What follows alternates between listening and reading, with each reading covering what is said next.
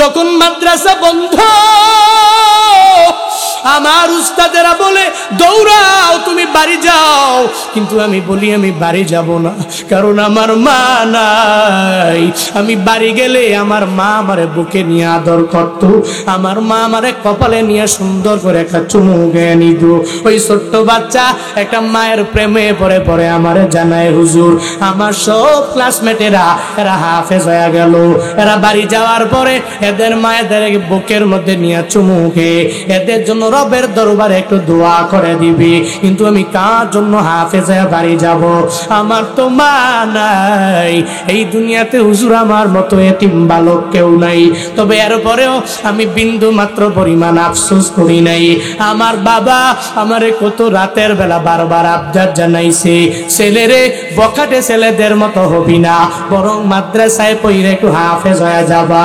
আমার মা নাকি আমি যখন মায়ের গর্ভে, আমার মা কত রাতের বেলা সুন্দর করে ঘুমায় নাই। আমার মা আমার বাবার কাছে আবদার জানাইছে, আল্লাহ যদি আমার একটা ছেলে দিয়া দেয়, এই ছেলেটারে মাদ্রাসায় পড়াই একটু হাফেজ বানায়া দিবেন, একজন আলেম আপনি বানায়া দিবেন। আমি আমার মায়ের আদর পাই নাই, কিন্তু এরপরেও ওই মায়ের কথা আজও পর্যন্ত ভুলতে পারি নাই।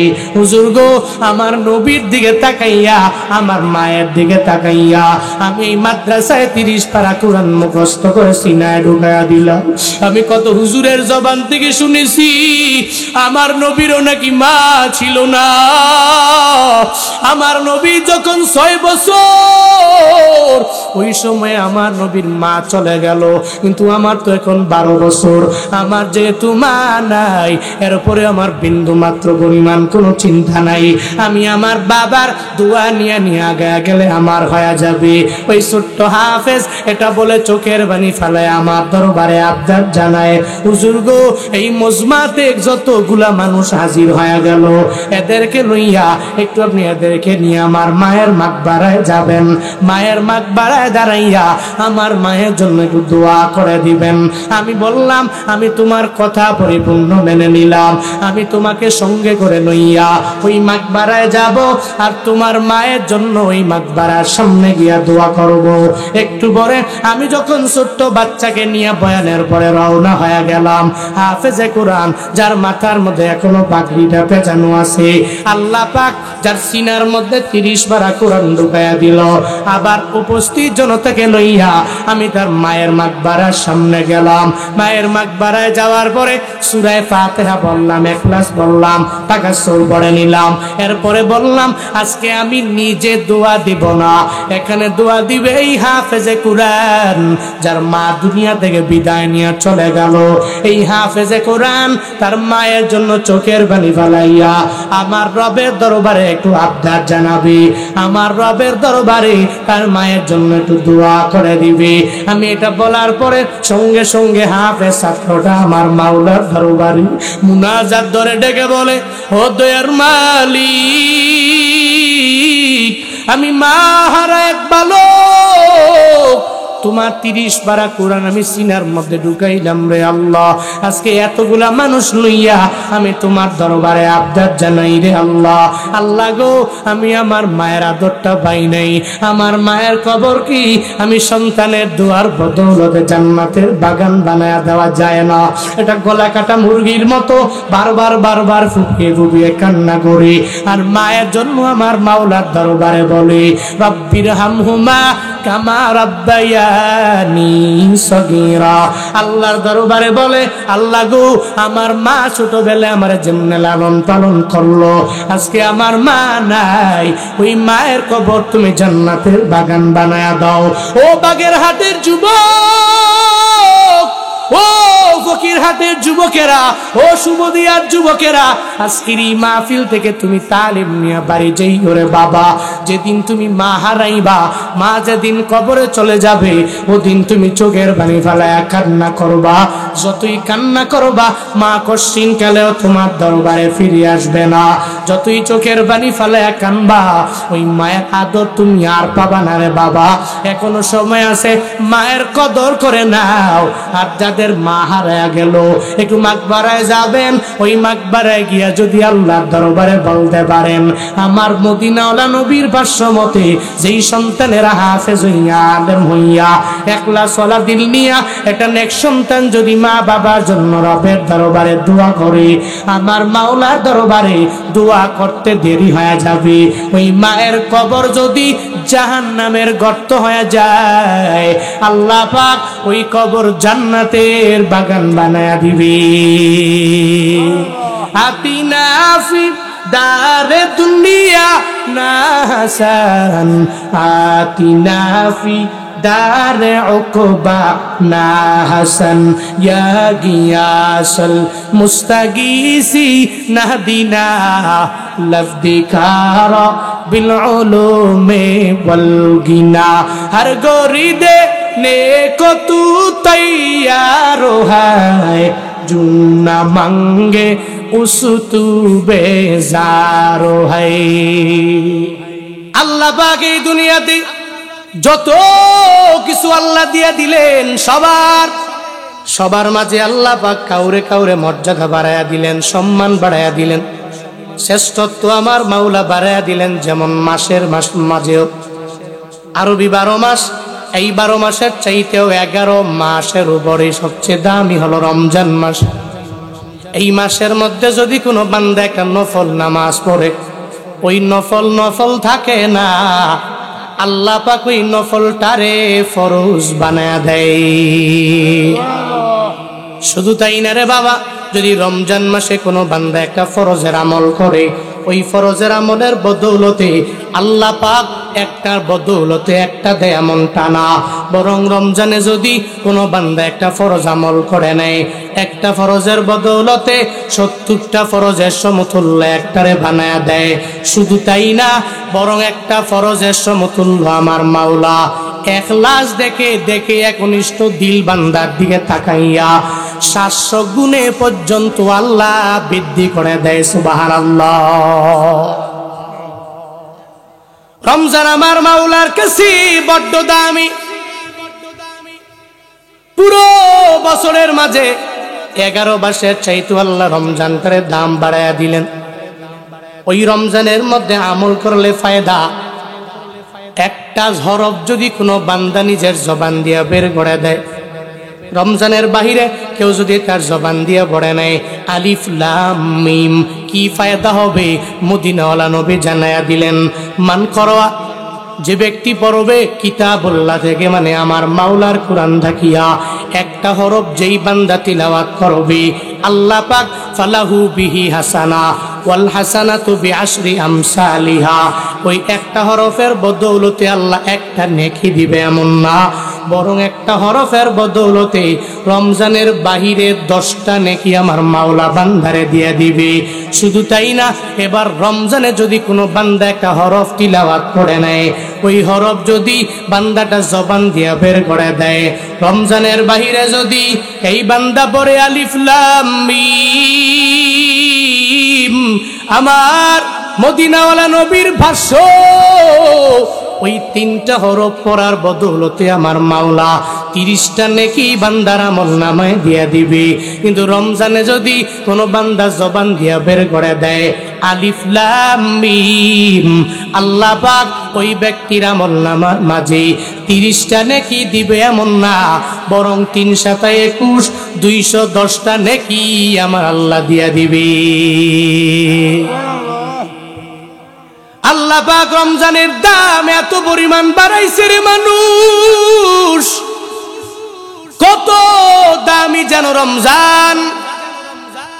11 মাসের চাইতে আল্লাহ এত পরিমাণে দামি বানায়া দিলেন। তুমি রমজানে 30টা রোজা রাখবা, 29টা রাখবা।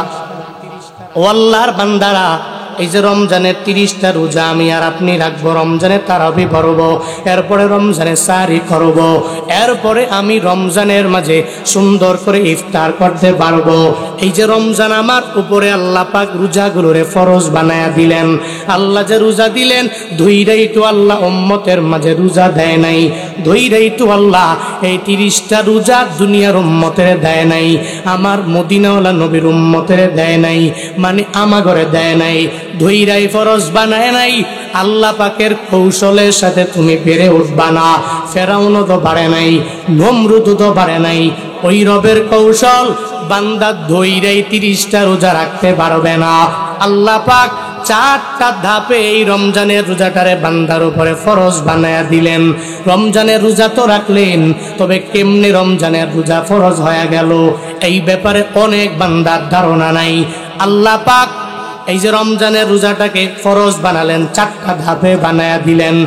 প্রথম নাম্বার ধাপে আল্লাহ পাক রহমাতুল লিল আলামিনের মাধ্যমে বান্দাগুলোরে অভ্যাস করাইলেন। যেমন নবীজি যেই সময়ে রমজানের রোজাটা ফরজ হয় নাই, মক্কায় থাকতে রহমাতুল লিল আলামিন নবী আমার মাসের মাঝে 13, 14, 15 এই 3টা রোজা নবী প্রতি মাসে রাখতো। আব্দুল্লাহ ইবনে মাসউদ রাদিয়াল্লাহু তাআলা আনহু বর্ণনা, তিনি বলেন রহমাতুল লিল আলামিন নবী আমার কানান নাবিয়্যু সাল্লাল্লাহু আলাইহি ওয়াসাল্লাম ইয়াসুমু সালাসাতা আইয়ামিন মিন কুল্লি শাহর। রহমাতুল লিল আলামিন নবী আমার মাসের মাঝে এই 13, 14, 15 এই 3 দিন নবী আমার রোজা রাখলেন। সাহাবায়ে কেরাম নবীরে বলে, ও পয়গম্বর, আপনি 3 দিন রোজা রাখেন, আমরা কি রাখবো কি রাখবো না? নবী বললেন ঐচ্ছিক ব্যাপার। এরপরে সাহাবায়ে কেরাম নবীরে এত পরিমাণে মানে, এত পরিমাণে ইতোয়াত করে, এত পরিমাণে আনুগত্য করে, রহমাতুল লিল আলামিনের দেখে দেখে এরাও মাঝে মাঝে 3টা রোজা রাখলো। মাসের মাঝে 13, 14, 15 এই 3 দিনে রোজা রাখলো। আল্লাহ পাক প্রথম নবীর মাধ্যমে বান্দাগুলোরে অভ্যাস করে জানায়া দিলেন, ও বান্দারা, প্রথম নাম্বারে আমি আল্লাহ ফরজ বানাইলাম না, এটাকে সুন্নত বানালাম না, এটাকে ওয়াজিব বানালাম না। প্রথম হালাতে প্রথম ধাপে আল্লাহ বানায়া দিলেন, বান্দাদের জন্য অভ্যাস করায়া দিলেন। নবীও রাখে, সাহাবায়ে কেরাম দেখা দেখি রাখে। এটা হলো রোজা ফরজ হওয়ার প্রথম ধাপ। ওই সময়ে ফরজ না, শুধু নবীর মাধ্যমে একটা অভ্যাস গঠন করায়া দিল। 2 নাম্বার ধাপে রহমাতুল লিল আলামিন যেদিন মক্কা থেকে মদিনায় চলে যাবে, মক্কার মানুষেরা নবীরে থাকতে দেয় নাই। আল্লাহ পাক আমার নবীকে জানায়া দিলেন, ও পয়গম্বর, এই মক্কায় থাকা যাবে না, নবী মদিনায় চলে যাওয়া লাগবে। নবী হিজরত করে মদিনায় রওনা। মদিনার মধ্যে যাওয়ার পরে রহমাতুল লিল আলামিন দেখে, বুখারীর বর্ণনা, আব্দুল্লাহ ইবনে আব্বাস রাদিয়াল্লাহু তাআলা আনহুর বর্ণনা, লাম্মা কদিমান নবিয়্যু সাল্লাল্লাহু আলাইহি ওয়াসাল্লাম আল মদিনা, নবী যেদিন মক্কা থেকে মদিনার মধ্যে গমন করে নবী চলে গেলেন, মানে হিজরত করে মক্কা থেকে মদিনায় গেলেন। ফাওয়াজাদাল ইয়াহুদা সিয়ামা ইয়াউমা আশুরা, নবী মদিনায় যাওয়ার পরে তাকায়া দেখে মদিনার ইহুদিরা আশুরার দিন মানে মুহররমের 10 তারিখের একটা রোজা রাখে। রহমাতুল লিল আলামিন এটা দেখে ইহুদিদেরকে জানায়া দিল, ও ইহুদিরা, তোমরা এই দিনটা কি তোমাদের জন্য এত বড় দিন হয়ে গেল? এই দিনে তোমরা রোজা রাখার জন্য ব্যাকুল হয়ে যাও। একটা ইহুদিও এই দিনে তোমরা বেরোজাদার থাকো না, বরং এই দিনে রোজা রাখার জন্য তোমরা অগ্রগামী হয়ে যাও। এই ইহুদিরা, মাহাজাল ইয়াউমুল্লাযী তাসুমুনা, রহমাতুল লিল আলামিন বলেন, মাহাজাল ইয়াউম, এটা এমন কেমন দিন, আল্লাযী ইয়াসুমুনা, তোমরা যে এই দিনের বেলা রোজা রাখলা, কেন রাখো? তখন এরা নবীরে জানায়া দিল, পয়গম্বর, আমরা মুহররমের 10 তারিখে কেন রোজা রাখি জানেননি? কারণ হলো এই দিনটা আমাদের কাছে অনেক পরিমাণে একটা দামি দিন। ফাকালু হাযা ইয়াউমুন আযীম, ও মুহাম্মদ, আমাদের নিকটে এই দিনটা বড় দিন, মহান দিন, আমাদের কাছে এই দিনটা বড় দামি, এই দিন হলো মহান দিন। ও মুহাম্মদ, এই দিনের বেলা আনজাল্লাহু মুসা ফীহি ওয়া কওমাহু ওয়া গাররাকা ফিরআউনা ওয়া কওমাহু, আল্লাহ পাক আমরা যারা নেতা মানি হযরতে মুসা আলাইহিস সালাম এবং তার কওমের ওই ফেরাউনের এত পরিমাণ জুলুম থেকে আল্লাহ বাঁচায়া দিল। আল্লাহ পাক এই দিনের বেলা হযরতে মুসা নবী আর কওমের বাঁচায়া দিল, মানে বনি ইসরাইলরে বাঁচায়া দিল।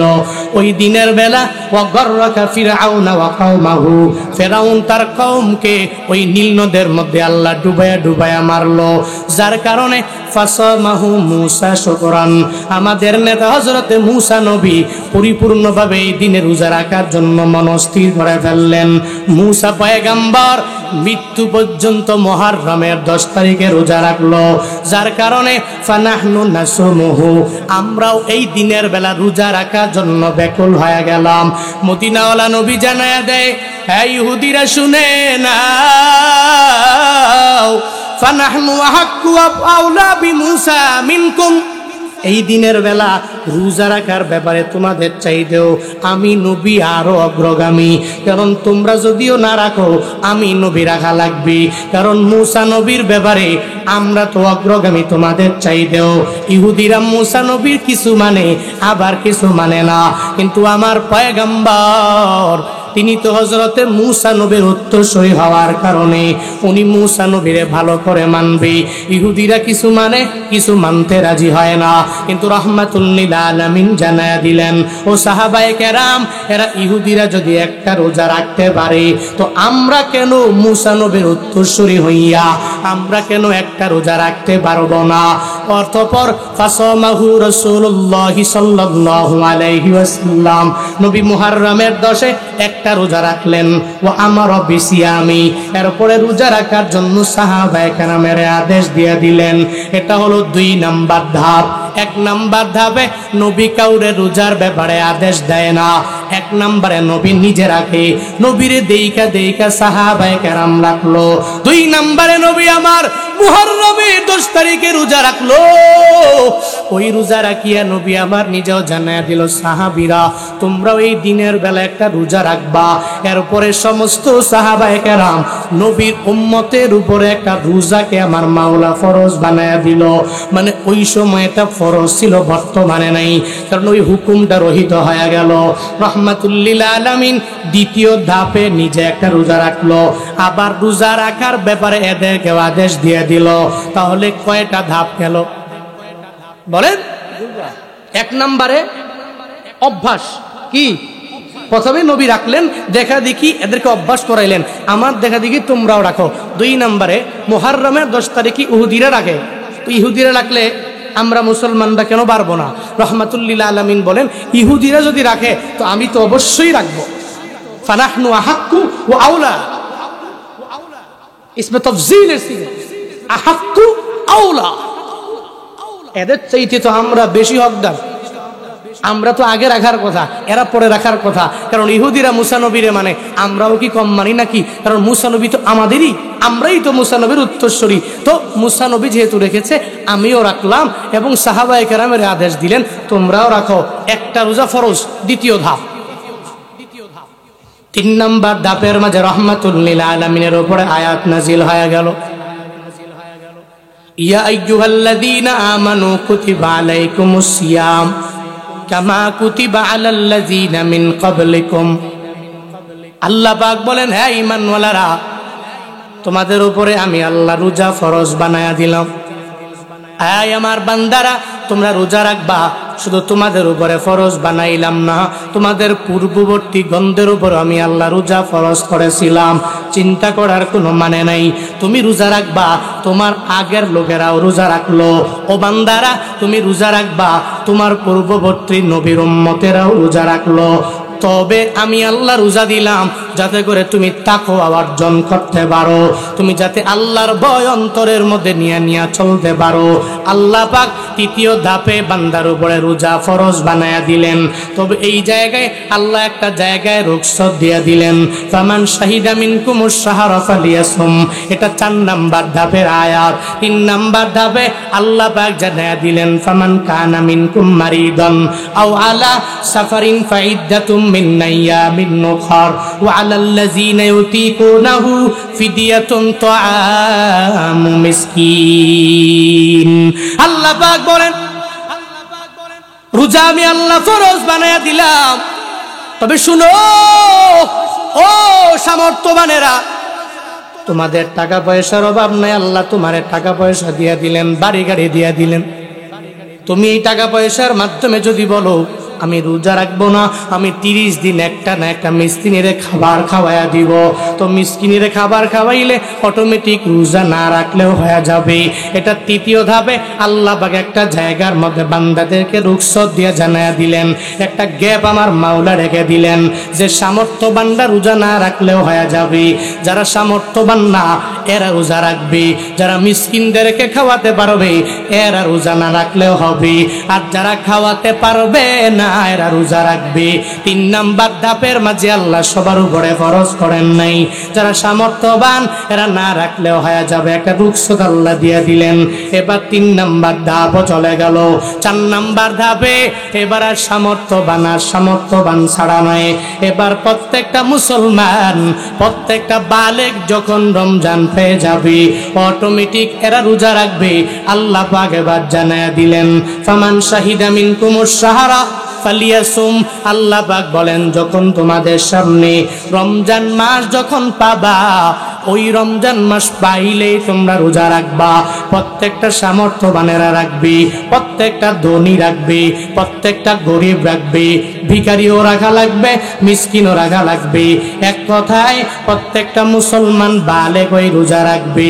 আল্লাহ পাক জানায়া দিলেন, এবার আর কোনো রুখসত নাই রে বান্দা, আমি আল্লাহ তোরে জানাইছি যখন তোর দরবারে রমজান হাজির হয়ে যাবে তুই রমজানের দিনের বেলায় রোজা রাখবা, পানাহার করবা, আহার বলেও করবা না, বিরত থাকবা। ও বান্দা, তুমি ওই দিনের বেলা রফাস করবা না, জামা করবা না। ওই দিনের বেলা কোনো দোকানপাট খোলা রাখাও যাবে না, কোনো মার্কেটের মধ্যে পর্দা লাগাইয়া টানাইয়া খাওয়া যাবে না। কিন্তু আমগো বাংলাদেশে নিয়ম কি জানেননি? রমজান মাসে ঘরের মধ্যে খায় না, দোকানে যাইয়া পর্দা টানাইয়া যাতে মানুষ না দেখে। এই যে পর্দা টানাইয়া খাও, দুনিয়ার ইমাম দেখে নাই, দুনিয়ার মাতবরেরা দেখে নাই, দুনিয়ার মানুষ দেখাও তোমার কিচ্ছু বলতে পারে নাই। কিন্তু পর্দা টানাইলেও একজন দেখে, চিল্লা বলো তার না। আল্লাহ দেখে কি দেখে না? দেখেনি? আল্লাহ পাক দেখে তুমি কোন জায়গায় যাও, কিভাবে যাও। ওহুয়া মাআকুম আইনা মা কুনতুম। বান্দা তুমি যেথায় যাও আমার মাওলা ওই জায়গায় তো বান্দা তোমার সাথে আছে। এজন্য পর্দা টানাইয়া খাওয়া যাবে না। এলাকার মেম্বারেরা, ও মাতবরেরা, ও চেয়ারম্যানেরা, আজকে থেকে নিয়ত করেন রমজান মাসে দিনের বেলা যাতে করে কেউ খাইতে না পারে। দিনের বেলা কোনো মুসলমান বালেগ খাবে না। আবার দোকানগুলোও বন্ধ রাখা লাগবে, যেগুলো হোটেল যেখানে খাবার খাওয়ানো হয় ওটা বন্ধ থাকবে। রাতের বেলা খোলো, ফজর পর্যন্ত তুমি খুলে রাখো, কোনো অসুবিধা নাই, কারণ এটা মুসলমানের দেশ। এই দেশে রমজানের দিনের বেলা একটা বান্দা গুইরা খাবে, এটা রোজাদার দেখবে, এটা কশিন কালো সহ্য করার মতো না। রমজানে রাতের বেলায় দোকান খোলা থাকবে, অসুবিধা নাই, ফজর পর্যন্ত আপনার বিক্রি, আপনার বিজনেস, আপনার ব্যবসা। কিন্তু দিনের বেলায় কোনো হোটেল রেস্টুরেন্ট খোলা থাকবে? পর্দা টানায় খাইলে ওই খাওয়া যাবে? আমরা তো মনে করি এটাই।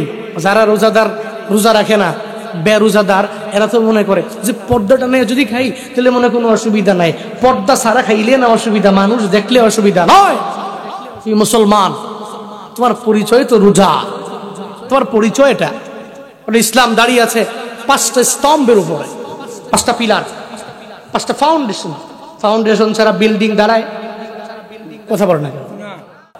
পৃথিবীতে এমন কোন বিল্ডিং আছে দেখেন তো যে এটা ফাউন্ডেশন ছাড়াই দাঁড়ায় গেছে?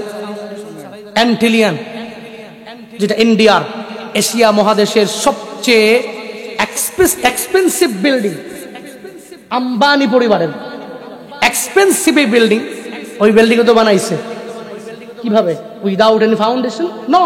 পৃথিবীতে এমন কোনো দামি কিছু নাই যে ফাউন্ডেশন ছাড়া দাঁড়াতে পারে। ওই ইসলামে মুসলমানরাও 4-5টা বিষয় ছাড়া দাঁড়াতে পারে না। 1 নম্বরে কালিমা, 2 নম্বরে নামাজ, 3 নম্বরে রোজা, 4 নম্বরে হজ, 5 নম্বরে যাকাত। কয়টা? কি সন্দেহ আছে নাকি? হ্যাঁ, বুনিয়াল ইসলামু আলা খামসিন শাহাদাতি আল্লা ইলাহা ইল্লাল্লাহ ওয়া আন্না মুহাম্মাদার রাসূলুল্লাহ ওয়া ইকামিস সালাহ ওয়া ইতাইজ যাকাত ওয়াল হজ্জি ওয়া সাওমি রমাদান। রহমাতুল লিল আলামিন জানায়া দিলেন, ইসলামটা আমার 5টা স্তম্ভের উপরে দাঁড়ায়া রইল, 5টা পিলারের উপরে দাঁড়ায়া রইল। 1 নাম্বার, ইসলামে থাকতে হলে তুমি কালিমা মানতে হবে। 2 নম্বরে কালিমার পরে নামাজ পড়া লাগবে। 3 নম্বরে তুমি কালিমাও পড়লা, নামাজ পড়লা, তুমি রোজা রাখা লাগবে। 4 নম্বরে কালিমাও পড়লা, নামাজও পড়লা, রোজাও রাখলা, যাকাত ফরজ হলে যাকাত দেওয়া লাগবে। 4টা করলে হবে না। যদি হজ ফরজ হয়ে যায়, সামর্থ্যবানেরা দৌড়াইয়া মক্কায় যাবা, তুমি হজ ব্রত পালন করে এরপরে বাংলায় আসবা। এই 5টা স্তম্ভের উপরে আমার ধর্মটা দাঁড়ানো। একটা কেউ খাটো চোখে দেখা যায় না, ছোট্ট চোখে দেখা যাবে না রে বাবা। তুমি মুসলমান, তোমার পরিচয় হয়ে যাবে নামাজ। তুমি মুসলমান, তোমার পরিচয় হবে রোজা। তুমি মুসলমান, তোমার পরিচয় হয়ে যাবে নেক আমল। তুমি মুসলমান, তোমার পরিচয় হবে হজ। তুমি মুসলমান, তোমার পরিচয় হবে যাকাত। তুমি মুসলমান, এগুলার তারিফ নিয়ে তুমি আগায়া যাবা। একটা হিন্দু আপনাদের ফুলের বাজারে সুবুদিয়া বাজারে যদি আইসা বলে, আমি তোমাদের সবার সামনে কালিমা পড়ে মুসলমান হয়ে গেলাম, যদি মৌখিক ভাবে বলি লা ইলাহা ইল্লাল্লাহ, শুধু এতটুকুই বললো, এরপরে আবার আগের মতো হিন্দুর কাজগুলো চালায়া গেল। ওনার সংস্কৃতি ভুলতে পারে নাই, সংস্কৃতিগুলো সুন্দর করে মানে, কিন্তু মুসলমানের সংস্কৃতি মানে না, শুধু জবান দিয়া বের করলো লা ইলাহা ইল্লাল্লাহ। আপনাদের পাশের এলাকায় হিন্দুর তো কোনো অভাব নেই। আমি আসতে গিয়েও দেখলাম অনেক হিন্দুর পরিবার, অনেক মন্দির আছে। এই যে হিন্দুরা যারা, এরাও দেখবেন মাঝে মাঝে জবান দিয়া বের করে লা ইলাহা ইল্লাল্লাহ, নিজে অটোমেটিক পড়ে নাই। এর মানে ও মুসলমান হয়ে গেল এমনটা নয়, ও পাক্কা একজন মুমিন হয়ে গেল বাবা, এমন না। বরং হলো মুসলমান হওয়ার জন্য নামাজ হবে পরিচয়, মুসলমান হওয়ার জন্য রোজা হবে পরিচয়, মুসলমান হওয়ার জন্য হজ হবে পরিচয়, মুসলমান হওয়ার জন্য যাকাত দেওয়া হবে পরিচয়। একটা মুসলমান যখন ফজরের আজান হয়ে যাবে, ও ঘরে শুয়ে থাকতে পারে না, আজান শুনে ঘুমটারে বাদ দিয়া নামাজে দৌড়াবে, ঠিক কিনা? হিন্দু নামাজ পড়বে না। তুমি মুসলমান, তোমার পরিচয় নামাজ। তুমি মুসলমান, তোমার পরিচয় হলো নামাজ, তুমি নামাজে যাবা। কিন্তু হিন্দু নামাজে যাবে না, রোজা রাখবে না, আমল করবে না। ও আল্লাহর বান্দারা, রমজানে একটা আমল বেশি বেশি করবেন, আল্লাহর কাছে তাওবাটা বাড়ায়া দিবেন, ইস্তিগফার বাড়ায়া দিবেন। রমজান পর্যন্ত যদি আল্লাহ হায়াত বাড়ায়া দেয়, আর রমজান যদি আমি পাইয়াই যাই, ওই রমজানে কোনো গালিগালাজ হবে না, কোনো মিথ্যা কথা হবে না, কোনো ওয়াদা করে ওয়াদা খেলাফ হবে না, কোনো মানুষের নিয়ে দুশ্চর্চা হবে না, দোকানের মধ্যে বৈশা কোনো গীবত হবে না, মোবাইলে যুবকেরা কোনো নাটক সিনেমা দিনের বেলা তুমি দেখবা না, কোনো অশ্লীল ভিডিও দেখা যাবে না। কিন্তু আমরা যুবকেরা এখন তো রমজানের দিনের সময় কাটানোর জন্য অনেক মুরব্বী বাবারা ঘরের মধ্যে টিভি লাগায়া দিল, ওই দিনের বেলায় সময় কাটে না, নাটক যা আছে লাগায়া দেয়, সুন্দর করে আমি দেখবো, অটোমেটিক একটু করে জোহর হয়ে যাবে।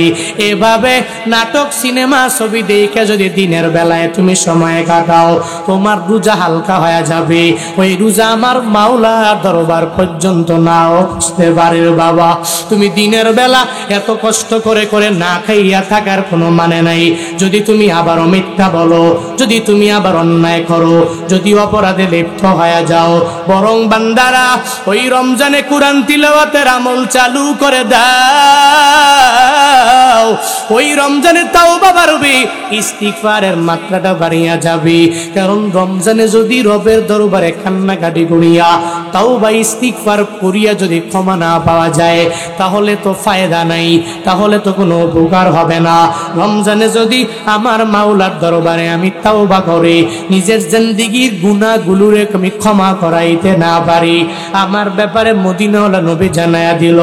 একদিন মসজিদে নববীতে নবী সাহাবায়ে কেরাম নিয়ে বয়ান করে, হঠাৎ করে নবী ওই মসজিদে নববীর মিম্বারে সিঁড়ি হলো 3টা। প্রথম নাম্বার সিঁড়ির মধ্যে উঠিয়া নবী জোরে আমিন বলে, দ্বিতীয় নাম্বার সিঁড়িতে ওইটা নবী জোরে আমিন বলল, 3 নাম্বার সিঁড়িতে আবার নবী ওইটা জোরে একবার আমিন বলে, তিন সিঁড়িতে কয়বার? কয়বার? কি বলছে বলেন না, কি বলছে? আমিন বলছে। ইতিপূর্বে নবীজি একবারও এভাবে মিম্বারে ওঠে আমিন বলেন। সাহাবায়ে কেরাম বড় অবাক হয়ে গেল, নবী কেন এই সিঁড়ির মধ্যে আমিন বলল? ও পয়গম্বর, আপনি সিঁড়ির মধ্যে প্রথম সিঁড়ির মধ্যে জোরে আমিন বললেন, কেন বললেন বুঝলাম না। দ্বিতীয় সিঁড়ির মধ্যে পা রাখি আপনি আমিন বললেন, কেন বললেন আমি বুঝলাম না। তৃতীয় সিঁড়ির মধ্যে পা রাখলেন, কেন আমিন বললেন আমরা বুঝলাম না, একটু বলেন না। রহমাতুল্লিল আলামিন বলে, ও সাহাবায়ে কেরাম তোমরা জানো না, একটু আগে জিবরাইল আমি নবীর দরবারে হাজির হয়ে গেল, প্রথম নাম্বার সিঁড়ির মধ্যে পা রাখার পরে আমাকে বলল, ও পয়গম্বর, দুনিয়াতে আপনার যে উম্মতেরা রমজান পাইল, মানে রোজা পাওয়ার পরেও, এই রমজান মাস থেকে পাওয়ার পরেও কান্নাকাটি করে আমার মাওলার থেকে গুনাহগুলোকে ক্ষমা করাইতে পারে নাই, যারা আল্লাহর দরবারে ইস্তিগফার করে করে করে করে জিন্দেগির পূর্বের গুনাহগুলো সব ক্ষমা করে নিজেকে মাসুম যারা বানাইতে পারে নাই, ওরা ধ্বংস হয়ে যাক। নবী আপনি জোরে আমিন বললেন, নবী বললেন আমি জোরে আমিন বললাম। কি বোঝা গেল? রমজানে যদি আমি পাইলাম কিন্তু তাওবা করি নাই, ইস্তিগফার করি নাই, রবের দরবারে আমি ক্ষমাও পাবো না।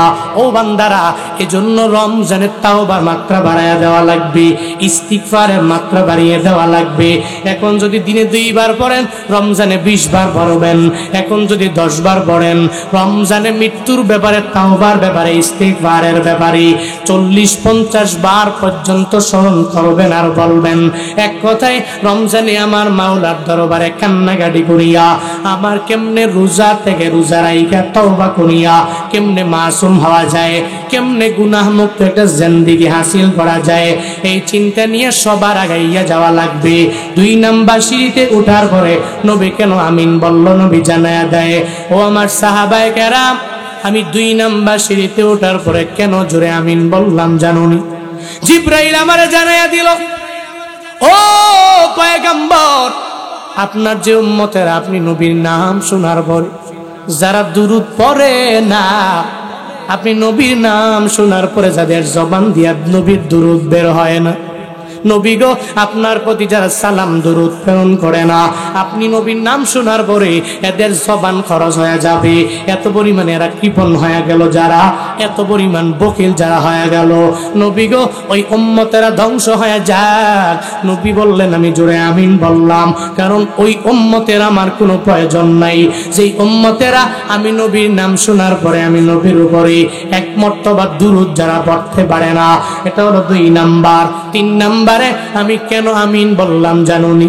সাহাবায়ে কেরাম রে, জিবরাইল আমারে জানায়া দিল, ও পয়গম্বর, যারা দুনিয়াতে আপনার উম্মতেরা তাদের মা বাবারে পাইলো, মানে একটা বৃদ্ধ বাবা আর একটা বৃদ্ধা মা ঘরের মধ্যে আছে, এরপরেও ওই আব্বা আম্মার সাথে যারা ভালো আচরণ করতে পারে নাই, ওই মা বাবার দোয়া নিয়া যারা চলতে পারে নাই, ওই মা বাবার মহাব্বত যাদের অন্তরের মাঝে বিন্দু মাত্র পরিমাণ থাকে নাই, এরা এদের বউরে খুশি করতে যাইয়া নিজের মায়ের ধমক দিয়ে দিল, এদের সন্তানের খুশি করতে যাইয়া একটা বাবার জোরে ধমক দিয়ে দিল, এদের বন্ধু বান্ধবের খুশি করতে যাইয়া এদের মা বাবাকে প্রায়োরিটি দেয় নাই, বন্ধুরে প্রায়োরিটি দিয়ে দিল, একটা বান্ধবীরে যারা প্রায়োরিটি দিয়ে দিল, নবী গো এরা মা বাবা পাওয়ার পরেও মা বাবারে রাজি করতে পারে নাই, সন্তুষ্ট করতে পারে নাই, যারা এদের ব্যাপারে আপনি বলেন এরা ধ্বংস হয়ে যাক, নবী আপনি জোরে আমিন বলেন। নবী জুড়ে জুড়ে একবার জোরে আমিন বলে জানায়া দিল, আমার এই উম্মতেরা ধ্বংস হয়ে যাক যারা মা বাবা পাওয়ার পরেও মা বাবার সাথে ভালো ব্যবহার করে না। ও বাগেরহাটের যুবক, 20 বছর 22 বছর পর্যন্ত হয়ে গেল, তুমি তো তোমার মায়ের আদর ছাড়া চলতে পারো নাই রে বাবা। মা যেমনে বলে ওইভাবেই চলো, মা ডাকলে ডানে বললে তুমি ডানে যাও, বামে বললে তুমি বামে যাও, মা যদি বলে সামনে যাও তুমি সামনে যাও, পেছনে গেলে পেছনে যাও। কিন্তু হঠাৎ কেমন হয়ে গেল, ঘরের মধ্যে একটা সুন্দরী রমণী তোমার চলে আসলো, তখন আর তোমার মায়ের ভালো লাগে না, কি তোমার বউ তোমার কানের মধ্যে ঢুকাইয়া দিল, এখন আর বাবাকেও বাবা বলে ডাকতে মন চায় না। শুনবি রে যুবকেরা, তুমি মা বাবার দোয়া নিয়ে যদি সন্তুষ্ট না করে, যদি ওই মা বাবাকে কবরে পাঠাও, নবী বলেছেন তুমি ধ্বংস হয়ে গেলেও নবীর কোনো কিছু আসে যায় না। তুমি ধ্বংস হয়ে যাও, তুমি জাহান্নামী হয়ে যাও, নবীর বিন্দু মাত্র পরিমাণ এর জন্য কোনো ক্ষতি হবে না, তোমার জন্য বিন্দু মাত্র পরিমাণ নবী সুপারিশ করবে না রে বাবা। তো কি বোঝা গেল, তুমি রমজান পাওয়ার পরে তাওবা করি আমার মাওলা দরবারে কান্নাকাটি বেশি করা লাগবে। ওই রবের দরবারে বলবা, ও দয়ার মালিক, এই রমজান তোমার দরবারে বড় দামি, আমি রমজানের আগে এমন কোনো গুনাহ নাই করলাম না, আল্লাহ গো এই রমজানে আমি তোমার দরবারে দাঁড়ায় গেলাম, আল্লাহর দরবারে যদি তাওবা করে নাও, আল্লাহ পাক তোমার জিন্দেগীর সমস্ত গুনাহগুলোকে মাফ করে দিবি। 2 নম্বরে নবীর নাম শুনলে সর্বাবস্থায় দুরূদ পড়বা। 3 নম্বরে মা বাবার সাথে কোনো বেয়াদবিমূলক আচরণ হবে না। কেন হবে না? কারণ যদি মা দুনিয়া থেকে বিদায় নিয়ে চলে যায়, তুমি যদি মারে অসন্তুষ্ট রাইগা কবরে দিয়া দাও, শুনবারে বাবা, মা যদি তোমার উপরে অসন্তুষ্ট রাইগা কবরে চলে গেল, তো আল্লাহ তো তোমার প্রতি রাজি হবে না। আল্লাহ যদি রাজি না হয়, ওই মাওলার জান্নাতে যাওয়াও পসিবল হবে না। ওই মা বাবার সাথে ভালো আচরণ করিও, ওই মা বাবার দোয়া নিয়ে চলিও, ওই মা বাবার মায়া নিয়ে চলিও রে বাবা। ওই মা বাবাকে রাজি রেখে রেখে বান্দা তুমি আগায়া যাও, কারণ যেদিন দুনিয়া থেকে বিদায় হয়ে যাবে, গলা কাটা মুরগির মতো তুমি লাফাইবা, কারণ মায়ের আদর তো আর পাও না। যখন মা কবরে চলে যাবে, তখন চোখের পানি ফেলায়া ফেলায়া কান্না করতে বাবা, আর কিচ্ছু তোমার মাঝে থাকবে না। ওই মায়ের মৃত্যু থেকে আবার তুমি রু দিতে পারবা না, ওই মায়ের দুনিয়ায় 2 দিন বাঁচায় রাখতে পারবা না রে বাবা, কারণ মরণ থেকে কোনো বান্দাই কাউরে বাঁচায় রাখতে পারে না। ও বান্দারা, এই যে একটু আগে 2টা ছেলের মাথার মধ্যে বাগড়ি দিয়ে দিলাম, এরকম আমি একটা ঘটনা দেখেছি, মা হারাইয়া সন্তান কেমন বেকুল হয়ে যায়, কেমন পাগল হয়ে যায়। আবার মনে রাখবা, পৃথিবীতে কোনো আলেম, কোনো স্কলারের মা বাবা, এরা ওই মা বাবার সাথে বেয়াদবিমূলক আচরণ এরা করে না। কোনো আলেম যারা সঠিক ইলম অর্জন করে অন্তরের মধ্যে ঢুকাইয়া দিল, এরা মা বাবা বিদ্যা হয়ে যাওয়ার পরে ওই মা বাবার সাথে নিজের বউয়ের কথা মানিয়া ধমক দিতে পারে না, কারণ তার দিলে আমার মাওলার কোরআনের জ্ঞান আছে, ও এটা পারবে না। একটা ছেলে হইয়া মায়ের জন্য কি পরিমাণ পাগল বাড়া হয়ে গেল। গত বছরে আমার প্রোগ্রাম ছিল উত্তরবঙ্গের একটা জেলা, কুড়িগ্রাম জেলা। ওই কুড়িগ্রামের নাগেশ্বরী উপজেলায় আমার প্রোগ্রাম, ওখানে আমি গেলাম বয়ান করার জন্য। আজকে যেরকম এই মোহাম্মদিয়া হাফিজিয়া মাদ্রাসার উদ্যোগে মাহফিল, ওই জায়গায় যখন আমার প্রোগ্রাম, একটা হাফিজিয়া মাদ্রাসার মাহফিল, 7 জন ছেলে আজকে পাগড়ি নিয়ে নিবে। সঙ্গে সঙ্গে মুহতামিম সাহেব বয়ান শেষ করলো, বক্তব্য দেওয়া শেষ করে দিল। দ্বিতীয় বক্তার বয়ান শেষ হয়ে গেল, তৃতীয় বক্তার বয়ান শেষ হয়ে গেল। এক এক করে সমস্ত বক্তারা বয়ান করে এবার আমার পালা, আমি দোয়া দিয়ে দিব, মুনাজাত দিয়ে আমি বাড়ি চলে যাব, কারণ আমার পরে আর কোনো বক্তা নাই। মাথায় পাগড়ি দেওয়ার জন্য সভাপতি সাহেব মাইকটা হাতের মধ্যে নিয়ে বলতে লাগলো, হুজুর আমার, আমি আপনার বয়ান নেটে অনেকবার আমি শুনলাম, আপনার মা বাবার বয়ানগুলো যখন আমি শুনি, আমার ছেলের কথা আমার বড্ড মনে পড়ে যায়। হুজুর রে, একটু পরে আমার ছেলের মাথার মধ্যে আপনি পাগড়ি দিয়ে দিবেন, ওই ছেলের মাথায় যখন পাগড়ি ঘুরাবেন, তার মাথায় হাত বুলাইয়া তার জন্য একটু দোয়া করে দিবেন, কারণ আমার ছেলের মা নাই, এর মানে আমার এই দুনিয়াতে ওয়াইফ নাই, আমার ছেলেটা বড় এতিম হয়ে গেল।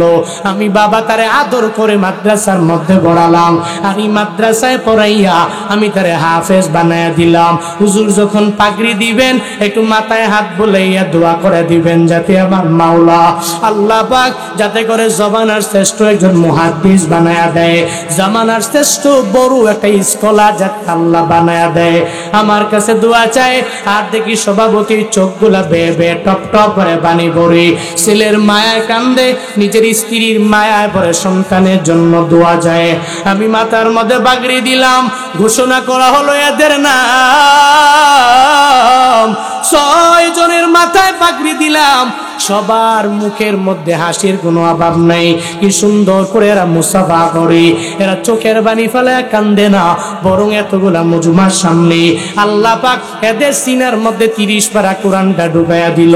এদের দিলটা তো অটোমেটিক প্রেমে ভরে যাবে, একটা মায়া অন্তরের মধ্যে এদের প্রতি আমাদেরও চলে আসবে।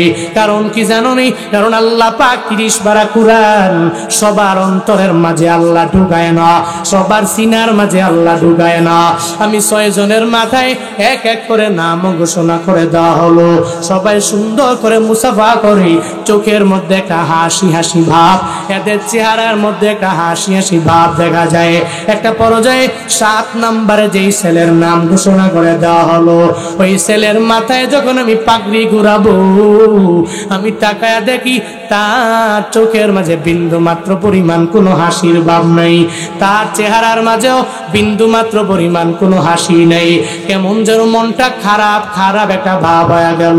ওই ছোট্ট বাচ্চার মাথায় আমি একা একা পাগড়ি ঘুরাই, আমি তারে জানাইয়া দিলাম, ও হাফেজে কোরআন, আজকে তোমার জন্য একটা মহান দিন হয়ে গেল রে বাবা। তুমি এতগুলা মানুষের সামনে কি সুন্দর করে মাথার মধ্যে পাগড়ি দিয়া 30 পারা কোরআন আমার মাওলা তোমার সিনায় ঢুকাইলো। কিন্তু কি এমন হয়ে গেল, তুমি এই জায়গা থেকে কেন চোখের পানি ফেলায় কান্না করবা ভাব? তোমার চোখের মধ্যে কেন হাসি নেই? তোমার পুরা চেহারার মধ্যে কেন হাসির ভাব দেখা যায় না? ওই হাফেজে কোরআন ডেকে বলে, হুজুর আমি কেমনে হাসবো? আমার কান্না আমি থামায়া কেমনে রাখবো? কারণ আমি এই জায়গা থেকে যখন বাড়ি যাই, আমার ক্লাসমেটেরা বাড়ি যাওয়ার পরে নিজের মায়ের পায়ে, আমি বাড়ি যাওয়ার পরে আমার মা নাই, আমি মায়ের আদর নিয়ে নিয়ে ওই জায়গায় যেতে পারি না। যখন মাদ্রাসা বন্ধ, আমার উস্তাদেরা বলে দৌড়াও তুমি বাড়ি যাও, কিন্তু আমি বলি আমি বাড়ি যাব না, কারণ আমার মা নাই। আমি বাড়ি গেলে আমার মা আমারে বুকে নিয়ে আদর করত, আমার মা আমারে কপালে নিয়ে সুন্দর করে একটা চুমু গেয়ে নিত। ওই ছোট্ট বাচ্চা একটা মায়ের প্রেমে পড়ে পড়ে আমারে জানায়, হুজুর আমার সব ক্লাসমেটেরা এরা হাফেজ হয়ে গেল, এরা বাড়ি যাওয়ার পরে এদের মায়েদের বুকের মধ্যে নিয়ে চুমু খেয়ে এদের জন্য রবের দরবারে একটু দোয়া করে দিবি। কিন্তু আমি কার জন্য হাফেজ হয়ে বাড়ি যাব? আমার তো মা নাই, এই দুনিয়াতে হুজুর আমার মতো এতিম বালক কেউ নাই। তবে এরপরেও আমি বিন্দু মাত্র পরিমাণ আফসোস করি নাই। আমার বাবা আমারে কত রাতের বেলা বারবার আবদার জানাইছে, ছেলেরে বখাটে ছেলেদের মতো হবি না, বরং মাদ্রাসায় পড়ে একটু হাফেজ হয়ে যাবা। আমার মা নাকি আমি যখন মায়ের গর্ভে, আমার মা কত রাতের বেলা সুন্দর করে ঘুমায় নাই। আমার মা আমার বাবার কাছে আবদার জানাইছে, আল্লাহ যদি আমার একটা ছেলে দিয়া দেয়, এই ছেলেটারে মাদ্রাসায় পড়াই একটু হাফেজ বানায়া দিবেন, একজন আলেম আপনি বানায়া দিবেন। আমি আমার মায়ের আদর পাই নাই, কিন্তু এরপরেও ওই মায়ের কথা আজও পর্যন্ত ভুলতে পারি নাই। হুজুর গো, আমার নবীর দিকে তাকাইয়া, আমার মায়ের দিকে তাকাইয়া আমি এই মাদ্রাসায় 30 পারা কোরআন মুখস্থ করে সিনায় ঢুকাইয়া দিলাম। আমি কত হুজুরের জবান থেকে শুনেছি আমার নবীরও নাকি মা ছিল না। আমার নবী যখন 6 বছর, ওই সময় আমার নবীর মা চলে গেল, কিন্তু আমার তো এখন 12 বছর। আমার যেহেতু মা নাই, এরপরে আমার বিন্দু মাত্র পরিমাণ কোনো চিন্তা নাই। আমি আমার বাবার দোয়া নিয়ে নিয়ে আগে গেলে আমার হয়ে যাবে। ওই ছোট্ট হাফেজ এটা বলে চোখের পানি ফেলায় আমার দরবারে আবদার জানায়, হুজুর গো, এই মজমাতে যতগুলা মানুষ হাজির হয়ে গেল, এদেরকে লইয়া একটু আপনি এদেরকে ডেকে নিয়ে আমার মায়ের মাকবারায় যাবেন, মায়ের মাকবারায় দাঁড়াইয়া আমার মায়ের জন্য একটু দোয়া করে দিবেন। আমি বললাম আমি তোমার কথা পরিপূর্ণ মেনে নিলাম, আমি তোমাকে সঙ্গে করে লইয়া ওই মাকবারায় যাব আর তোমার মায়ের জন্য ওই মাকবারার সামনে গিয়া দোয়া করব। একটু পরে আমি যখন ছোট্ট বাচ্চাকে নিয়ে বয়ানের পরে রওনা হয়ে গেলাম, হাফেজে কোরআন যার মাথার মধ্যে এখনো পাগড়িটা পেঁচানো আছে, আল্লাহ পাক যার সিনার মধ্যে 30 পারা কোরআন ঢুকাইয়া দিল, আবার উপস্থিত জনতাকে লইয়া আমি তার মায়ের মাকবারার সামনে গেলাম। মায়ের মাকবারায় যাওয়ার পরে সূরা ফাতিহা বললাম, ইখলাস বললাম, তাকাসসুর পড়ে নিলাম। এরপরে বললাম আজকে আমি নিজে দোয়া দিব না, এখানে দোয়া দিবে এই হাফেজে কোরআন যার মা দুনিয়া থেকে বিদায় নিয়ে চলে গেল। এই হাফেজে কোরআন তার মায়ের জন্য চোখের পানি ফেলাইয়া আমার রবের দরবারে একটু আবদার জানাবি, আমার রবের দরবারে তার মায়ের জন্য একটু দোয়া করে দিবি। আমি এটা বলার পরে সঙ্গে সঙ্গে হাফেজ ছাত্রটা আমার মাওলার দরবারে মুনাজাত ধরে ডেকে বলে, ও দয়ার মালিক, আমি মা হারা এক বালক, তোমার 30 পারা কোরআন আমি সিনার মধ্যে ঢুকাইলাম রে আল্লাহ। আজকে এতগুলা মানুষ লইয়া আমি তোমার দরবারে আবদার জানাই রে আল্লাহ। আল্লাহ গো, আমি আমার মায়ের আদরটা পাই নাই, আমার মায়ের কবর কি আমি সন্তানের দোয়ার বদৌলতে জান্নাতের বাগান বানায়া দেওয়া যায় না? এটা গলা কাটা মুরগির মতো বারবার বারবার ফুপিয়ে ফুপিয়ে কান্না করি আর মায়ের জন্য আমার মাওলার দরবারে বলি, রব্বির হামহুমা কামা রাব্বায়ানি সগীরা। আল্লাহর দরবারে বলে, আল্লাহ গো, আমার মা ছোটবেলায় আমার যেমনে লালন পালন করলো, আজকে আমার মা নাই, ওই মায়ের কবর তুমি জান্নাতের বাগান বানায়া দাও। ও বাগেরহাটের যুবক, ও ফকিরহাটের যুবকেরা, ও সুবদিয়ার যুবকেরা, আজকের এই মাহফিল থেকে তুমি তালিম নিয়ে বাড়ি যাই ওরে বাবা। যেদিন তুমি মা হারাইবা, মা যেদিন কবরে চলে যাবে, ওদিন তুমি চোখের পানি ফেলায়া কান্না করবা। যতই কান্না করবা, মা কশিন কালেও তোমার দরবারে ফিরে আসবে না। যতই চোখের পানি ফেলায়া কানবা, ওই মায়ের আদর তুমি আর পাবা না রে বাবা। এখনো সময় আছে, মায়ের কদর করে নাও। আর যাদের মা হারায়া গেল, একটু মাকবারায় যাবেন, ওই মাকবারায় গিয়া যদি আল্লাহর দরবারে বলতে পারেন, আমার মদিনাওয়ালা নবীর ভাষ্য মতে যেই সন্তানেরা হাফেজ হইয়া আলেম হইয়া একলাস ওয়ালা দিল নিয়া একটা নেক সন্তান যদি মা বাবার জন্য রবের দরবারে দোয়া করে, আমার মাওলার দরবারে দোয়া করতে দেরি হয়ে যাবে। ওই মায়ের কবর যদি জাহান্নামের গর্ত হয়ে যায়, আল্লাহ পাক ওই কবর জান্নাতের বাগান বানায়া দিবে।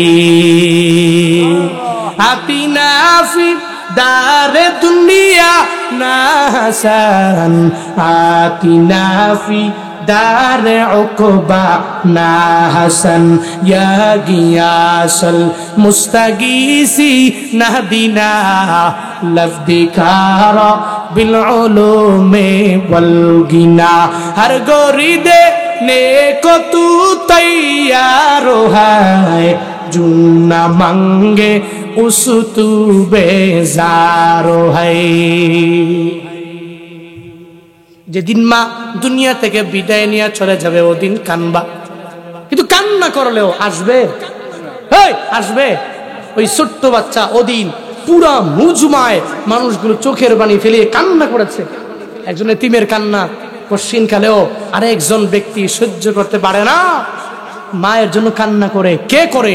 দুনিয়ার সাধারণ কোনো লোক নয়, যাকে ফেরেশতারা যে হাতলে ফেরেশতা জিব্রাইল তার জন্য ডানা বিছিয়ে দেয়। এই সমস্ত দামি লোক যে আল্লাহর রাস্তায় আছে, কোরআনটাকে হিফজ করেছে, সিনায় 30 পারা কোরআন ঢুকাইছে, এই সমস্ত দামি ছেলে চোখের পানি ফেলে কান্না করে।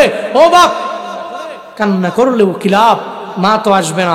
আমি আসার সময় তার বাবা আমারে বলে, হুজুর আপনার কাছে আমার ছেলেকে দিলাম, এখন থেকে মাদ্রাসায় পড়িয়ে দাওরা পর্যন্ত সে পড়বে, বাংলাদেশের শ্রেষ্ঠ একজন স্কলার হবে, মুফাসসির হবে, মুহাদ্দিস হবে, এটা আমার চাহত। আমি লাইফে তার দিকে তাকিয়ে, আমি আর বিয়ে করি নাই, আমার এক ছেলের দিকে তাকিয়ে আমিও বললাম ঠিক আছে, অসুবিধা নাই। ঢাকার মাদ্রাসা যত বড় আছে ওখানে আমি নিজে সুপারিশ করে ভর্তি করায়া যত যা করা লাগবে করো। সে হাফেজে কোরআন হবে, সে আলেম হবে, স্কলার হবে, মুহাদ্দিস হবে, মুফাসসির হবে, অন্তত পক্ষে মায়ের আদর নিয়ে বড় হতে পারে নাই। মায়ের জন্য যখন দোয়া করবে আল্লাহ পাক তার মায়ের কবরটাকে জান্নাতের বাগান বানাবে সন্তানের দোয়ার বদৌলতে। এটা আমার লাইফের সবচেয়ে বড় পাওয়ার মাঝে একটা হবে। আল্লাহ যাদের আব্বা আম্মা বেঁচে আছে নেক হায়াত দান করেন। জোরে পড়েন না আমিন, আরো জোরে পড়েন না আমিন। জিকির করেন লা ইলাহা, সবাই সবাই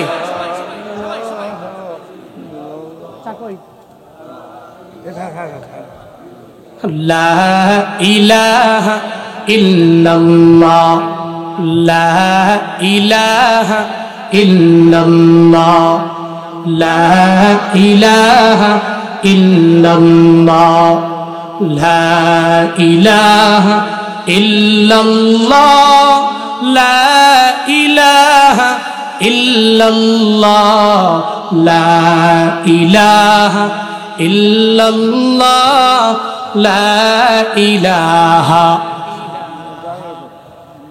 লা ইলাহা ইল্লাল্লাহ, লা ইলাহা, সবাই লা ইলাহা,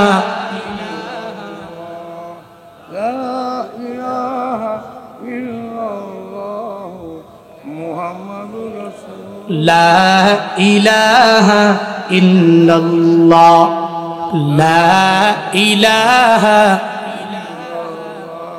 সিজদা করব না গায়রুল্লাহ, সিজদা করব এক আল্লাহ, সিজদা করব না গায়রুল্লাহ, সিজদা করব এক আল্লাহ, লা ইলাহা ইল্লাল্লাহ, লা ইলাহা,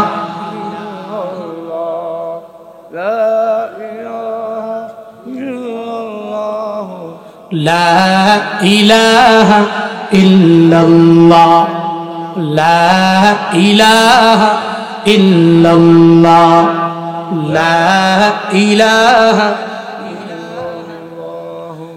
মুহাম্মাদুর রাসূলুল্লাহ। তো নবীজি মিম্বারে দাঁড়াইয়া কয়বার আমিন বলছেন? বলেন না কয়বার? 3 বার। প্রথম নাম্বার কারণ কেন বললেন? রমজান পায়া যারা তাওবা করে রবের দরবারে গুনাহ ক্ষমা করিয়ে মাসুম হতে পারলো না, ধ্বংস হোক। আমি নবীর কোনো আসে যায় না।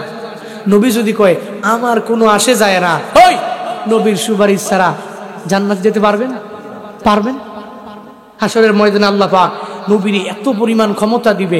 আল্লাহ পাক নিজেই বলছেন মান যাল্লাযী ইয়াশফাউ ইনদাহু ইল্লা বিইজনি, মান যা, কে আছে এমন, কে? আল্লাযী ইয়াশফাউ ইনদাহু, রবের নিকট সুপারিশ করবে ইল্লা বিইজনি, তার অনুমতি ছাড়া। কে আছে এমন? কিন্তু আল্লাহ পাক নবীকে কিন্তু এই ক্ষমতা দিয়েছেন। নবী আরশে মুআল্লার নিচে মাকামে মাহমুদে ওই জায়গায় নবী সিজদায় পড়ে উম্মতের জন্য কানবে, এদেরকে জাহান্নাম থেকে বাঁচাইয়া জান্নাতে নেওয়ার জন্য। ওই নবী যদি বলে এই উম্মতের ব্যাপারে আমার কোনো চিন্তা নাই, ওরা ধ্বংস হোক, ওরা জাহান্নামী হোক, আমার নবীর কোনো আসে যায় না, তো আপনার জাহান্নাম তো অবধারিত হয়ে যাবে, কনফার্ম হোক। এজন্য নিয়ত করেন সামনে রমজান, এই রমজানে আমরা একটা লোক রোজা বাদ দিব না। পারবো? পারবো তো ইনশাআল্লাহ, পারবো তো ইনশাআল্লাহ। তারাবি 20 রাকাত করব, বলি ইনশাআল্লাহ, বলি ইনশাআল্লাহ। রমজানে আমরা আনন্দের সাথে ইফতারি করব, আর রমজানে আমরা সাহারি করব। আল্লাহ তৌফিক দান করেন, পড়েন আমিন। মনে রাখবেন যারা বলে আমি তো অসুস্থ মানুষ, আমি তো রোজা রাখতে পারি না, আমাদের দেশে বিষয়গুলো অনেক হয়। আর ইসলাম নিয়ে যখন কোনো আমলের কথা ওঠে, মুমিনদের যখন কোনো আমলের কথা ওঠে, তখন কিছু ব্যক্তি খালি অজুহাত দেখায়, পুরো দুনিয়ার যত কাজ আছে করতে পারে। মাগার দেখবেন যে মসজিদে আসলে সব কাজ করতে পারে, ও বসতে পারে, বাসায়ও সুন্দর করে বসে শোয়ে সবকিছু করতে পারে। মসজিদে আসলে বলবে যে আমি চেয়ার ছাড়া তো নামাজ পড়তে পারি না। এখন যারা পড়তে পারে না ভিন্ন ব্যাপার, ডক্টর বলেছে ও কোনো জায়গায় এমন করে না। কিন্তু আরেকজন আছে হুদা বাহানা, মসজিদে আসলেই ধরছে বেড়াবে। রমজান আসলে দেখবেন কিছু লোক বেড়াবে ধরবে, এ বলবে যে আমি অসুস্থ মানুষ। তো কি অসুস্থ? তুমি পুরুষ মানুষ। আমি অসুস্থ আছি, হাতে ব্যথা, ডেনায় ব্যথা, গ্যাস্ট্রিকের সমস্যা, আলসারের প্রবলেম, এই জন্য ভাই রোজা মোজা রাখতে পারি না। কি এরকম আছে না নাই? আপনার এলাকায় না থাকতে পারে, আমার এলাকায় আছে। স্মার্ট লোক, স্মার্ট লোক, body fitness heavy, everything okay, মাগা রমজান আসলে এর এই ব্যারাম ওই ব্যারাম, ওই রোগ সেই রোগ, ইচ্ছা করে রোজা রাখে না, দিনের বেলা খায়। আবার কিছু আছে সিগারেট খায়, তো নেশা, এমন নেশা হয়েছে ছাড়তে তো পারে না। তো এ রোজা রাখবো কেমনে? যেই লোক 1 ঘন্টা বিড়ি ছাড়া থাকতে পারে না, রোজা রাখবো কেমনে? এমন মনে করে দূর, মাঝে মাঝে টান দিলে রোজা মনে হয় ভাঙতো না। রোজাও রাখে, আবার টানও মাঝে মাঝে।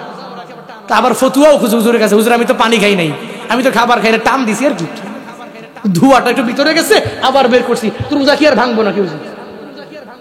ওই যে উত্তরবঙ্গের এক প্রোগ্রামে বয়ান শেষ করে যাওয়ার পথে দেখেছি মুরব্বী, একেবারে মুরব্বী, বয়ান শুনছেন, দোয়া করছেন, যাচ্ছেন, যাওয়ার পথে হাতের ওই চিপায় ওই যে অল্প টাকার দামের বিড়ি আছে না, যে আকিস বিড়ি, যেটা একেবারে কম দামে যেটা আছে, ওইটা একটু হাতের ওই কোনায় নিয়ে টানতাছে যাইতেছে, মাত্র বয়ান শুনে গেছে। আমি যাওয়ার পরে গ্লাসটাকে ঠেস করে নামায়া আমি বললাম, বাবাজি আমি কিন্তু বুড়া বক্তা না, এখনো চোখের মোটামুটি পাওয়ার আছে, আপনি হুজুরের গাড়ি রেখে একটু লুকাইছেন, আমি তো দেখছি আপনার হাতে কি, এটা কি এই বয়সে ছেড়ে দিলে হয় না? আমার কি বলে জানেন, হুজুর চেষ্টা করছি বহুত, ছাড়তাম পারছি না। চেষ্টা করছে বহুত, কিন্তু মাগার ছাড়তে পারছি না। আমি বলো ছাড়বেন কবে? দেখি হুজুর চেষ্টা করি। এরপরে আমি বললাম ছেড়ে দেন, আজকে থেকেই ছেড়ে দেন, ওয়াদা করেন। তার হাত ধরলাম, হ্যাঁ আমার কি করে জানেন, হুজুর কইলেন কি, আমি আপনার মাহফিলে যে বসেছিলাম এই 1-1.5 ঘন্টার সময় যে আমি বয়ান শুনছি, 1-1.5 ঘন্টা আমি বিড়ি খাইতে পারি নাই, আমার কাছে মনে হয়েছে 1-1.5 বছর চলে গেছে। নাউজুবিল্লাহ পড়বেন না, এমনও বিড়িখোর আছে না নাই? আছে না নাই? আছে। আচ্ছা, নেশা, আর নেশাই তার পেশা হয়ে উঠছে, খালি পেশা, এটাই পেশা মনে। সাবধান, রমজান আসলে এই বাহানা চলবে না। রমজানে যদি আপনার মায়ের রোজা রাখতে পারে, আপনার বৃদ্ধা মা, আপনার বাবা যদি রোজা রাখতে পারে, তা আপনি কেন পারবেন না? মনে রাখবেন, দ্বীনি লাইনে করবেন হচ্ছে ঈর্ষা, দ্বীনি লাইনে হবে ঈর্ষা, হিংসা হবে না। কি হবে? ঈর্ষা। ঈর্ষাগুলো কেমনে? যেমন আবু বকর করতো ওমরকে, ওমর করতো ওসমানকে, ওসমান করতো আলীকে, আলী করতো আবু বকরকে। সুবহানাল্লাহ পড়বেন না? এরা হিংসা করে নাই, কি করেছেন? ঈর্ষা করেছেন। ঈর্ষা করা জায়েজ, এটা মুবাহ, কিন্তু আগার হিংসা করা জায়েজ, জায়েজ। কিন্তু আমাদের সোসাইটিতে হিংসা আছে, ঈর্ষা নাই। আমার অমুক ভাই যদি 5 ওয়াক্ত নামাজ পড়তে পারে, আমি কেন পারবো না? আমার অমুক ভাই যদি রোজা রাখতে পারে, আমি কেন পারবো না? ও যদি তাহাজ্জুদ পড়তে পারে, আমি কেন পারবো না? ও যদি কোরআন তিলাওয়াত করতে পারে, আমি কেন পারবো না? এই ঈর্ষা থাকা চাই। তাবুকের যুদ্ধে রহমাতুল লিল আলামিন সাহাবায়ে কেরাম নিয়ে রওনা হয়ে যাবে। মুসলমানদের অবস্থা বড় দুর্বল। রহমাতুল লিল আলামিন বললেন, ওই তাবুকের যুদ্ধে যাওয়ার জন্য তোমাদের দান জরুরি হয়ে গেছে। কে আছো এমন এই তাবুকের যুদ্ধের মধ্যে অল্প থেকে স্বল্প তোমরা দিয়া দিবা, যা দিয়া দিবা। 1 দিরহামও যদি কেউ দেয়, আমার মাওলা এই দানের বদৌলতে তাকে জান্নাত উপহার দিয়া দিবে। নবী বলছে 1 দিরহাম দান করলে জান্নাত দিয়ে দিবে। তাবুকের যুদ্ধে নেওয়ার জন্য আবু বকর দিল দৌড়, ওমরও দিল দৌড়, ওসমান দৌড় দিল, আলী দৌড় দিয়া চলে গেল। এরাও এদের জন্য লাগবে, এরা জান্নাত লাগবে, তাবুকের যুদ্ধে দানও করা লাগবে। 4 সাহাবী, সমস্ত সাহাবীরা নবীর দরবার থেকে দৌড়াইয়া রওনা। যখন দৌড়াইয়া যায়, ওমরে ফারুক মনে মনে চিন্তা করে, আজকে আবু বকরকে আমি ডানের লাইনে একটু পেছনে ফেলাইয়া দিব, এতদিন পর্যন্ত আমি পারি নাই। ওমরে ফারুকে আজম যায়, বাড়ির মধ্যে যাওয়ার পরে এবার ওমর রাদিয়াল্লাহু আনহু স্ত্রীকে বলে, স্ত্রী আমার সমস্ত ধন সম্পত্তিগুলো আমার দরবারে হাজির করে দাও, এটাকে 2টা ভাগ করে নাও। একটা ভাগ আমি নবীর দরবারে নিয়ে যাব, আরেকটা ভাগ আমি ঘরের মধ্যে রাখবো। ওমরে ফারুকে আজম সমস্ত সম্পত্তিকে ভাগ করে নিলেন। একটা ভাগ নিয়ে যখন নবীর দরবারে রওনা করলেন, পথিমধ্যে যাওয়ার পরে ওমরে ফারুক মনে মনে চিন্তা ভাবনা করে, আজকে এতগুলো সম্পত্তি নিয়ে নবীর দরবারে রওনা হয়েছি, আজকে আবু বকর আমার সাথে ফিরে উঠবে না, আবু বকর আজকে দ্বিতীয় হয়ে যাবে, আমি প্রথম হয়ে যাব। ওমরে ফারুকে আজম নিজে যখন দৌড়ে চলে গেল, ওদিকে আবু বকর নিজের সামর্থ্য অনুযায়ী সব নিয়ে নবীর দরবারে রওনা। নবী মসজিদে নববীতে প্রত্যেকের দানগুলো গ্রহণ করার জন্য নবী বসে গেলেন। নবী আলীকে বললেন, আলী রে, ঘরের মধ্যে কি রাখলা, কি তুমি নিয়ে আসলা আমি নবীর জন্য? বলে, আমি এগুলা নিয়ে আসছি, আর এগুলো আমার ঘরের মধ্যে রেখে আসলাম। এরপরে নবী বললেন, ও ওসমান, আল্লাহ পাক তোমার এত দামি বানাইছে, ওসমান রে তাবুকের যুদ্ধের জন্য তুমি কি আনলা, আর কি তুমি ঘরের মধ্যে রেখে আসলা? ওসমান আলাইহিস রাদিয়াল্লাহু তাআলা আনহু তিনি জানিয়ে দিলেন, এগুলো আনলাম, এগুলো রেখে আসলাম। ওমরে ফারুক আজমের নবীজি গাইলেন, ওমর রে, তুমি তাবুকের যুদ্ধের জন্য কি আনলা, আর কি তোমার ঘরের মধ্যে রেখে আসলা? ওমরে ফারুক ডেকে বলে, পয়গম্বর, আমি আমার ঘরের মধ্যে যাওয়ার পরে আমার সমস্ত সম্পত্তিগুলা আমি 2টা ভাগ করে নিলাম। একটা ভাগ নিয়ে আমি আপনার দরবারে হাজির হয়ে গেলাম, আর একটা ভাগ আমি আমার ঘরের মধ্যে রাইখা আসলাম। নবী ওমরের জন্য আমার মাওলার দরবারে রিজিকের বরকতের ব্যাপারে দোয়া করি। এবার নবী ডেকে বলে, ও আমার সাহাবী আবু বকর, ওই তাবুকের যুদ্ধে দেওয়ার জন্য তুমি কি আনলা, আর ঘরের মধ্যে তুমি কি রেখে আইলা? আবু বকর রাদিয়াল্লাহু আনহু মদিনাওয়ালা নবীরে জানায়া দেয়, পয়গম্বর, আপনি যখন বলেছেন এই যুদ্ধের ময়দানে যারা যাবে, একটা দিরহাম যদি কেউ দিয়া দেয়, আল্লাহ পাক ওই দানকারীকে জান্নাত প্রতিদান দিয়া দিবে, জান্নাত উপহার দিয়া দিবে। নবী গো, এই কথা শোনার পরে আমি তো ধরে রাখতে পারি নাই নিজেরে, আমার সম্পদের মায়া বিন্দু মাত্র বনিমান করি নাই। আমি আবু বকর, আমি দৌড়াইয়া আমার বাড়ির মধ্যে চলে গেলাম। আমার বাড়িতে যত সম্পদ, ওই সম্পদগুলোকে আমি একসাথে করার পরে একটা ভাগও আমি করলাম না। আমার ঘরের সমস্ত সম্পত্তি লইয়া নবী গো আপনার দরবারে আমি নিয়ে আসলাম। এখন ঘরে আমার কিছু নাই, এখন ঘরে আছে আল্লাহ আর আপনি পয়গম্বর। আমার ঘরে কিছু নাই, নবী কো আল্লাহ রসুল আছে, আর কেউ নাই। ওই ঘর থেকে আমি যা পাইলাম সব তাবুকের যুদ্ধের জন্য নিয়ে আসলাম। হযরত ওমরে ফারুক ওদিকে বসে আছে। আবু বকরের দান থেকে মনের মধ্যে ঈর্ষা চলে আসলো। আবু বকর যে এখন প্রথম হয়ে যাবে ভাব। ওমরে ফারুকে আজম দুনিয়ার মানুষের জানায়া দেয়, ও দুনিয়ার মানুষেরা, আমি ওমরে ফারুক মৃত্যু পর্যন্ত আবু বকরের সামনে যাওয়ার জন্য, এর মানে আবু বকরকে পেছনে ফালাইয়া দ্বীনি লাইনে আমি প্রথম হওয়ার জন্য, আমার ভাই আবু বকরকে নামাজের লাইনে, রোজার লাইনে, আমলের লাইনে 2 নাম্বার বানায়া আমি 1 নাম্বার হওয়ার জন্য মৃত্যু পর্যন্ত এত পরিমাণ চেষ্টা আমি করলাম, কিন্তু আমার সারাটা জিন্দেগি চলে গেল। আমার ভাই আবু বকর রে আমি দ্বিতীয় বানাইতে পারে নাই, আমি সর্বাবস্থায় দ্বিতীয় হলাম। দ্বীনি লাইনে কম্পিটিশনের মধ্যে যাইয়া আমার ভাই আবু বকর প্রথম হয়ে যায়।